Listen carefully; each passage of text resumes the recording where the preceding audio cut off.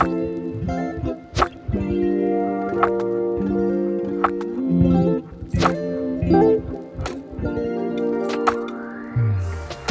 you may know if you are a regular viewer of the channel, I love Nano Reef tanks. They are small, meaning you can basically fit them anywhere, they're affordable and just so much fun to build and maintain. Whenever someone asks me for tank recommendations for beginner hobbyists, I always recommend a nano tank to start out with. Our partner Casa sells all-in-one kits, so you have everything you need to start your reefing adventure. Click the link in the description to find out more after this video.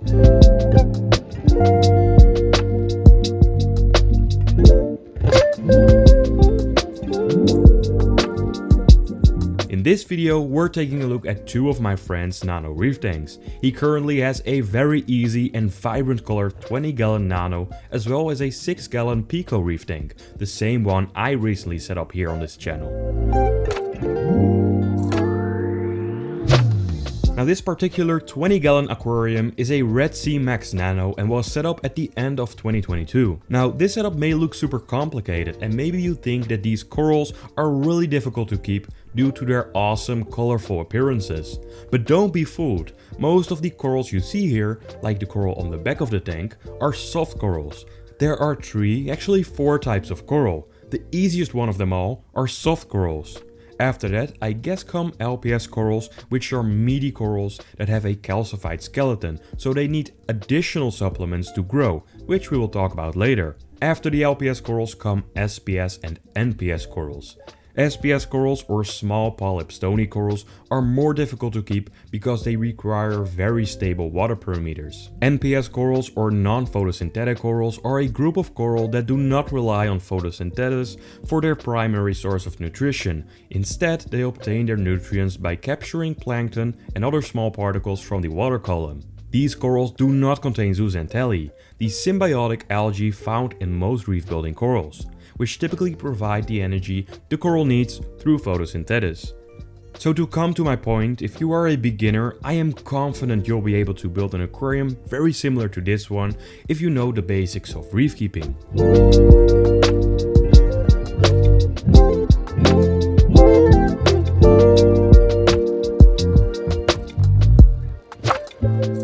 My friend feeds his coral and fish a variety of foods and supplements from the brands Tropic Marine and Aquaforest.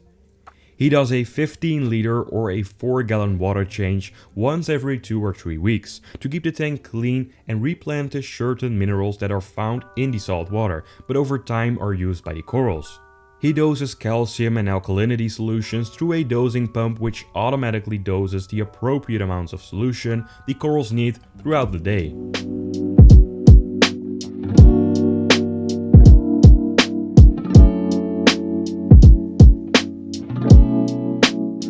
Evaporation automatically gets topped off by the new osmolator from the brand Tunze. It measures when water evaporates and replenishes it with reverse osmosis water. Every now and then he tests his water to make sure there are enough nutrients and minerals in the water for the corals and fish to thrive. He tests calcium, magnesium, alkalinity, salinity and pH levels. These are the most important to keep an eye on. Before he set up this tank 2 years ago, he had already kept 2 saltwater tanks for 10 years as a teenager. He said he got a lot of inspiration from watching videos on YouTube, and that's what got him back into the hobby. So if you don't have a saltwater aquarium just yet, but you've made it so far into this video, this might be your sign to get your first saltwater tank now.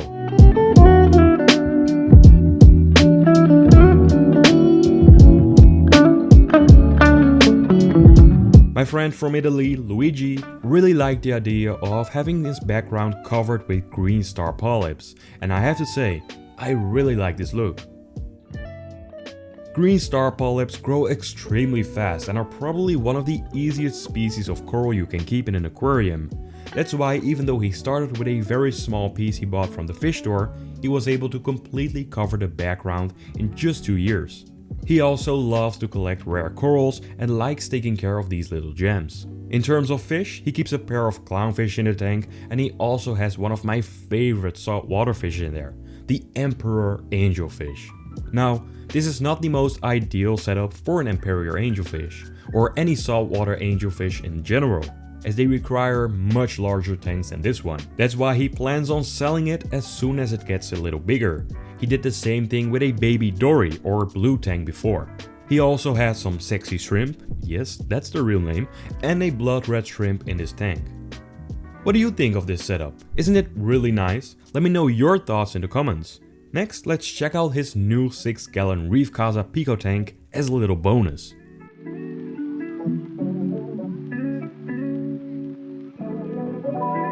I really like the look of this setup. He used dark sand for this aquarium.